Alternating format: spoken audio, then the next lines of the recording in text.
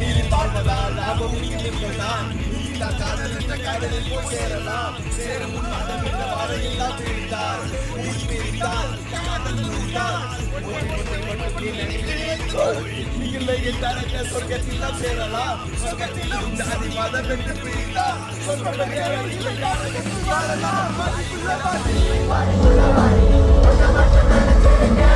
Everybody, body, mulla body, body, mulla body.